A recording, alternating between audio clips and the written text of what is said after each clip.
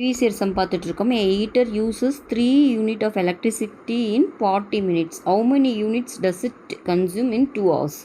ஒரு சூடேற்றி 40 நிமிடங்களில் மூணு அலகுகள் மின்சாரத்தை பயன்படுத்துகிறதுனா 2 மணி நேரத்தில் எவ்வளோ மின்சாரத்தை அதை பயன்படுத்துன்னு கேட்டிருக்காங்க. இந்த மாதிரி 2 டேட்டாவே கொடுத்துருந்தாங்கன்னா கண்டிப்பாக ஒன்று அது டைரக்ட் ப்ரொபோர்ஷன் இல்லைனா இன்வெர்ஸ் ப்ரொபோர்ஷன் தான் இருக்கும். மூல கிவன் எழுதிக்கலாமா, அந்த யூனிட் மேலே போட்டுக்கலாம், டைம் வந்து கீழே போட்டுக்கலாம்.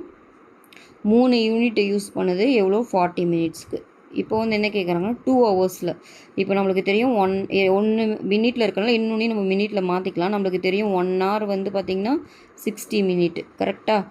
அப்போ 2 ஹவர்ஸ்னால் 2 × 60 அப்போது 120 மினிட்ஸ்னு ஆகிடும் கரெக்டாக. அப்போது டைமு 120 மினிட்ஸ்க்கு இப்போ உங்களை இதுதான் கேட்குறாங்க. இப்போ இங்கே பார்த்தீங்கன்னா டைம் வந்து அதிகமாக இருக்குது. அப்போ கண்டிப்பாக யூனிட்டும் அதிகம்தான் இருக்கும். ஓகேவா, ஏன்னா டைம் அதிகமாக கரண்ட் அதிகமாக தான் செய்யும். அப்போ இது வந்து டைரக்ட் ப்ரொபோர்ஷன் தான். நம்ம டைரக்ட் ப்ரொபோர்ஷன் என்ன ஃபார்ம்லான்னு பார்த்தீங்கன்னா இந்த மாதிரி இது எக்ஸ் இது ஒய்னா அதோட ஃப்ராக்ஷன் தான் இதில் வந்து கான்ஸ்டண்ட்டாக இருக்கும். அப்போது 3/40 which is equal to x/120. எனக்கு எக்ஸ் தான் வேணும் கரெக்டாக. அப்போ கிராஸ் மல்டிப்ளை பண்ணிங்கன்னா 120 × 3 / 40. ஓகேவா, இது 0 கேன்சல் ஆகிடும். 4 டேபிளில் பண்ணிங்கன்னா இது 3 டைமு.